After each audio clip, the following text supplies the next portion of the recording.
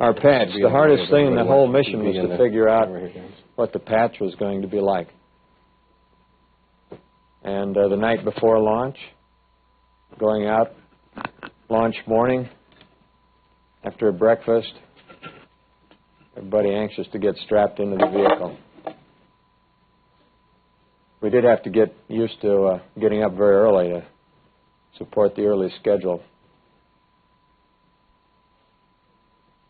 The pad 39, beautiful scene of the orbiter, launch morning, coming up to thrust, 3 main engines igniting, 1.5 pounds of thrust roughly here, then plus the SRBs, 4.4 million pounds of vehicle pushed by roughly 7 million pounds of thrust. It was an exciting ride for us. There was a lot of racket, shake, rattle, and roll here. Very rapid turn, or roll maneuver, that is, to head downrange. I think everybody really enjoyed this first stage flight. That's the camera doing that. That wasn't us. Sort of thing you'd like to do over and over again, believe me, this going into orbit. We have 2 representatives here in Congress observing this. And we're almost to the place where we finish first stage flight, jettison the SRBs, and continue on. I think we had some cloud cover in the way there. There were some winds at altitude that really blew around our smoke trail. There go the SRBs. And then we felt a very smooth electric drive, which took us into orbit in 8.5 minutes, and here we are with the doors open. This is getting ready for the Westar deployment. And Ron, you might like to carry on with this. We got into the Westar deployment on the first day. It was our first major activity, and things ticked along quite well throughout the entire deploy. These are the final moments of the terminal sequence. All the spacecraft is armed, the deployment is armed, and we see a perfectly smooth deployment, stable satellite. All systems just looked perfect, and we were absolutely pleased with what we saw with the Westar deployment. We tracked it out for many, many minutes after the deploy, as with the later deployment. This is going into the IRT deploy, I think. We're showing the lower part of the camera. Watch the IRT. That's the last we saw of it with TV. We eventually picked it up with 16 millimeter, as you see here. And Bruce, or Bob, you might want to pick it up here. Yeah, it was supposed to deploy a pair of packing staves after 50 seconds and then inflate to a 6-foot diameter sphere after 80 seconds. Instead, about 6.5 minutes after we deployed it, it exploded, and this was the fragment that we wound up tracking with the radar out to some 50,000 feet. Bob? This is the Palapa deploy, and like the Westar, it was absolutely nominal from all onboard indications. We were very careful to do a lot of spec checks and looked very carefully because we'd known about the problem with the Westar. We saw absolutely nothing on board that was wrong. Satellite spun up smoothly, as you can see here, and just like the Westar, it came out absolutely stable. And as far as we're concerned, we had a good bird going at this point. From about this point on, as the satellite clears the tail, we lose any insight into what's happening on the top. So we were asking the ground if we could observe omni-antenna deployment, which we could not. This is the TV that we picked up of the perigee kick motor burn right here. That ring that you see going out, we started thinking something is wrong. But on board, we just didn't want to let ourselves believe that it had happened to us twice in a row. So we just watched this thing go dimmer and dimmer, hoping that we had lost it in a cloud of rocket exhaust or something like that. And we stayed on this picture for quite some time afterward, looking for some indication that the motor was still burning. I added we use the RMS camera to pick up that burn on the last sequence as we watch Vance, Bruce, the mid-deck. Ron will show you a little bit here of what zero-G's like, as you've seen before. I might add that's a North Carolina Aggie, not a Texas Aggie. This is a Go Navy sub-satellite that we devised on board. So I want to comment that they did this after I was in bed on the last night, so they didn't give me a chance to reclamor. yeah, the rose in there represents the Rose Bowl where the Army-Navy game was played this year. This shows working out on the treadmill. We were very fond of the treadmill for getting your heart rate worked up and getting a little bit of exercise up there. The zero gravity is just too easy on your body, and you need to keep doing some of that. Here we have some in-cabin scenes. On the right is our little computer Spock that told us where we were over the ground at all times. Bob is working with that, and at the same time drinking out of a drink bag. Here you have I don't know who's upside down. It's either me or the photographer. Ron and I were 2 out of 3, so we were probably right side up. Turns out by this time in a flight, it doesn't matter who's upside down. We just as soon sit on the ceiling to eat lunch as not. Ron is having an orange drink, and here we have Bob at the galley. Little KP, little dishwashing chores after the meal. Turned out that this galley is a fine idea. It's a little bit easier to prepare food with it than it was in the past. There you see our trash bag, or one of them. Just like at home, I have to have a wastebasket. By the end of the mission, there were literally trash bags floating around the cockpit. The alien creeping into the picture at the upper part of the screen is one pre-breathing Army lieutenant colonel. And we ran the cabin pressure from 14.7 down to 10.2 psi about a day before the EVA, so that Bob and I could then depressurize from 10.2 down to 4.3 in the suit without risk of the bends. It greatly improved the flow of EVA operations, and I was even able to work on the checklist some while pre-breathing with the launch and entry helmet. Pre-breathing in the helmet gives you quite a bit of freedom of motion in the vehicle, so it's a lot nicer than hanging on the wall for 3 hours in the suit.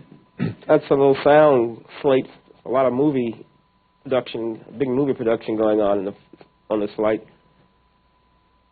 This is preparation for EVA. Go ahead. Yeah, here we are preparing for EVA, having donned the liquid cooling and ventilation garments. In space, you put your pants on both legs at the same time. We've got that on another movie camera, but not in this footage. The hatch leads into the airlock, which is a structure about 5 feet in diameter and 6 feet high that can be depressurized independently of the main cabin, and has another hatch on the backside that leads out into the payload bay that you'll see in a couple minutes. There's Bob applying an anti-fog to the inside of his helmet. This is a view looking from the airlock out into the middeck. Vance was outside giving us, reading the checklist to us as we were preparing to don the suits. And we're going to look at what it looks like with Bruce and Bob doing their equipment prep, EMU preps for the EVA.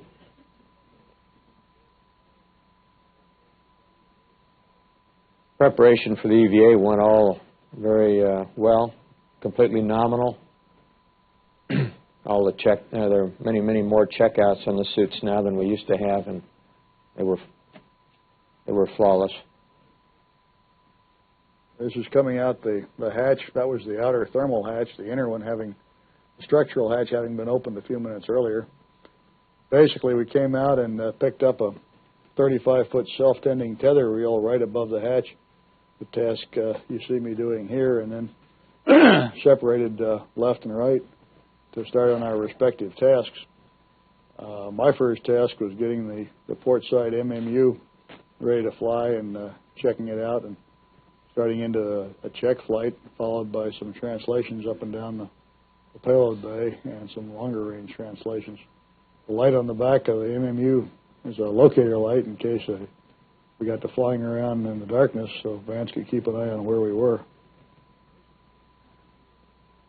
Basically, we were very pleased with the way the MMU handled. It was very much like the simulations at the Martin Company in Denver, except that we did find that when translating with the attitude hull system activated, since we had built it to conserve propellant by turning some of the thrusters off if you started to pick up a rotational rate. This hadn't been modeled in detail in the simulator. You got an averaged response, and of course here you could feel every little thruster coming on and off. But other than that, the flying characteristics were virtually identical to the simulator, and of course here we had complete freedom to turn somersaults and maneuver about all three rotational axes, and actually the orbital mechanics were much more realistic, and of course the quality of the visuals, that is the scene, was a lot higher here than in any simulator. Here I am, I guess, backing out to 150 feet and coming back in, and then out to 300 and coming back in. This is approximately the same sort of translation that the folks on the next mission, the Solar Maximum Repair Mission, will be faced with in moving from the orbiter over to the Solar Maximum spacecraft.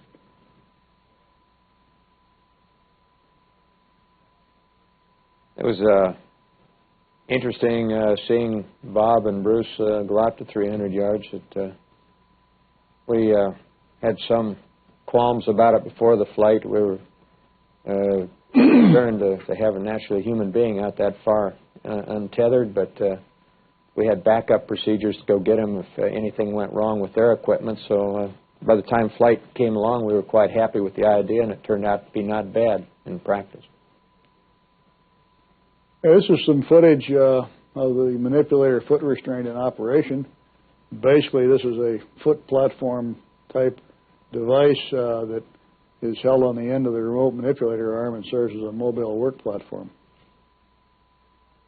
This is my initial flight in the MMU, just translating slowly out of the flight service station, just getting the feel of the machine. More on the manipulator foot restraint, exercising some of its mechanisms.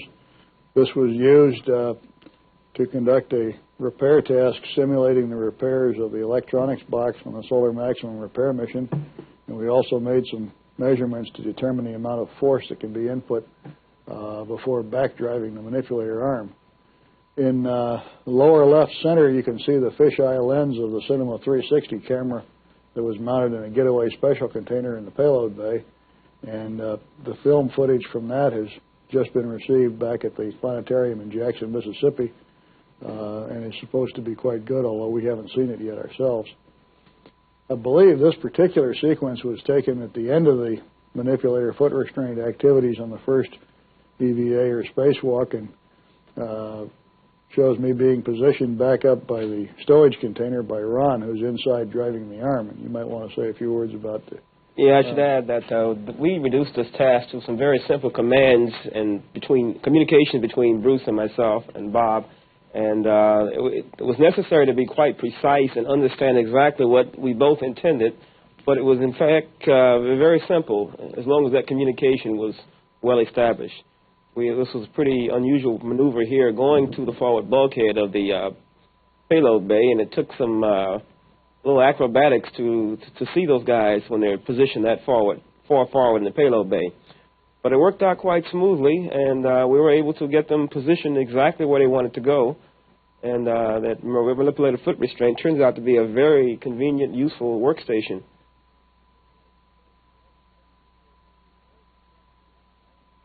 Hey, back inside the cabin after the first EVA, one of the tasks was to recharge and replenish the pressure suits, or EMUs. This shot here shows installing a fresh lithium hydroxide cartridge which absorbs the exhaled carbon dioxide in your breath, thereby partially revitalizing the circulating oxygen. This is my flight on the second EVA. I just completed some inverted dockings here. I wanted to see how the machine flew, and the only reference that you had was strictly the SPAS trunnion pin. This was done at night, so the area that I'm looking at down what would be below my feet here is just pure black. So there was no problem in maneuvering this thing, regardless of whether you had a nice reference background to see how your movements were going over the bay, or whether it was just pure blackness and the only reference was the pin. This is a little footage from the first EVA that kind of snuck in here in the middle. Actually, I hate to take issue with Bob, but it's been scientifically determined. And if you look closely, you can see what I mean. That's not black, it's navy blue. That's right.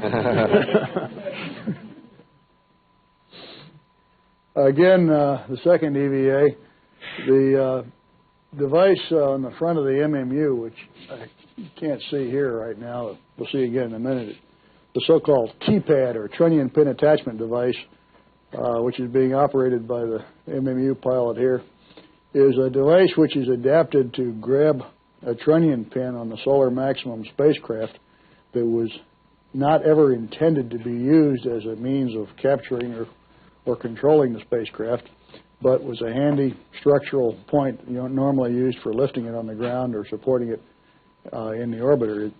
The T-pad represents a class of devices that can be used with the maneuvering unit to attach a grapple fixture to virtually any sort of satellite that is currently on orbit and to stabilize a large variety of satellites also to make it easier for the RMS to grab them. We exercised both the primary one, which is sticking straight out, and the secondary one, which is 90 degrees down from the primary one, and basically are very happy that they function in the manner in which they're intended. Bob has pointed out there is no up and there is no down in space.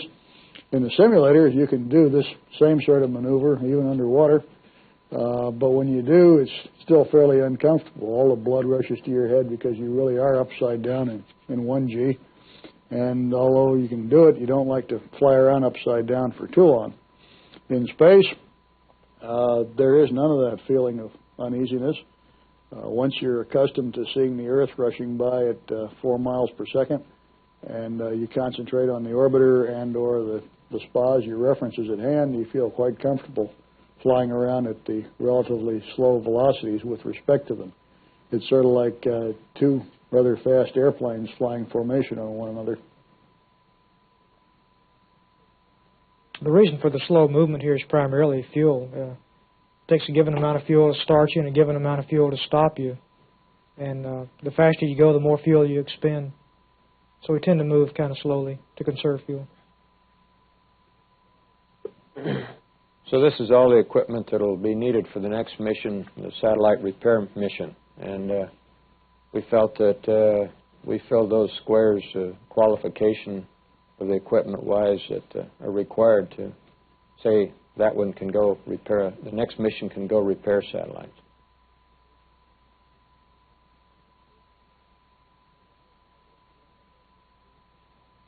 Hoot and Ron and I were inside during all this time.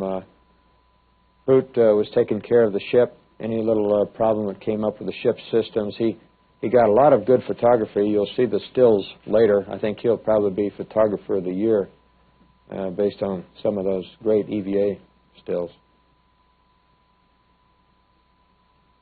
Couldn't get those guys to hold still. Except when the movie camera was running, and then we didn't do much in the way of moving around. This is making a so-called hard dock. Upper left is a foot restraint floating away. Partway through the second EVA, I was stowing the T-pad, and I noticed it was gone. I said, it slipped, and then Vance went into his rescue mode, which I would like to point out, he certainly wasn't anticipating anything like this, but we had worked up procedures to rescue a crewman or an MMU should it get lost overboard, and I'll let Vance pick up from there. Well, the orbiter has this tremendous capability to go over and get something, so we maneuvered this 200,000-pound plus orbiter over to pick up this foot restraint that probably weighed a few pounds.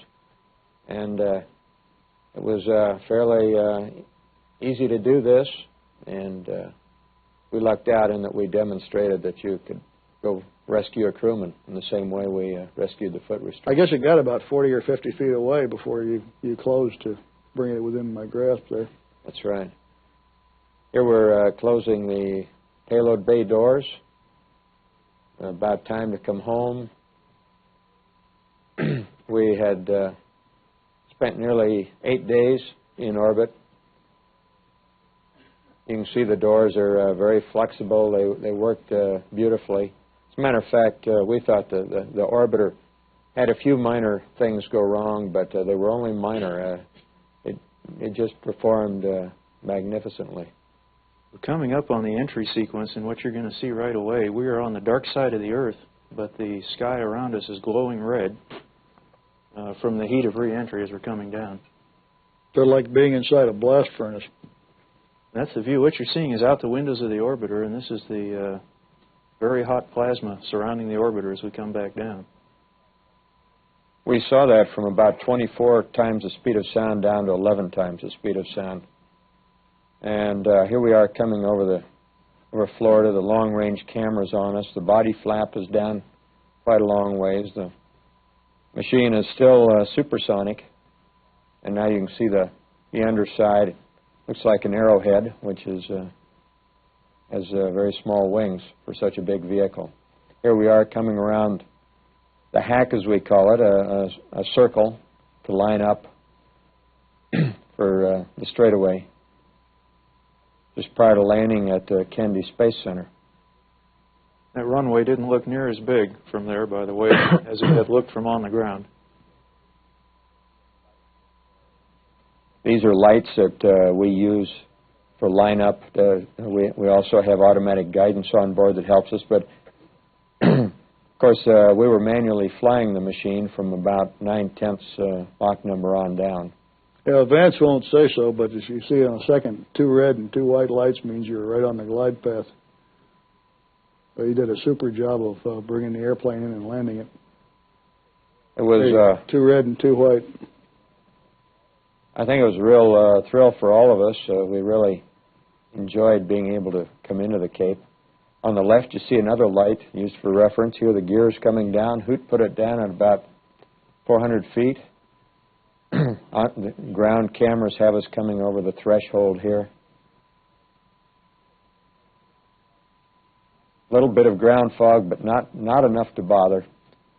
Streamers coming off the wingtips. We're going to make them red and blue for the next mission.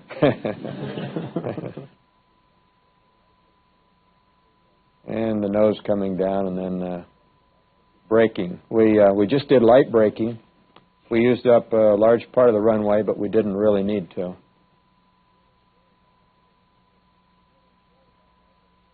We really enjoyed it on orbit. I wasn't sure at one point we were going to get Bob and Bruce in from the second EVA because they just wanted to stay out there so that we could come home like this.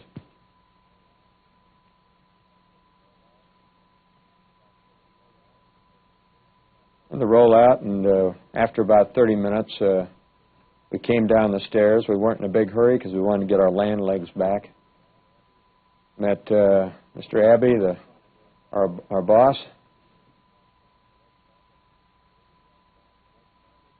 Walked down the red carpet at the Cape. Then decided, well, let's take a look at the ship, see how it fared.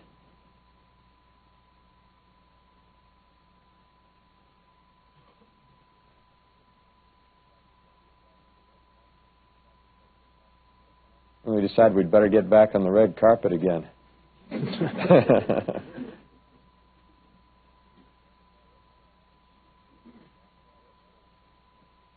Well, this crew adapted very well to space flight, and I think we adapted very quickly back to Earth again. We enjoyed the flight.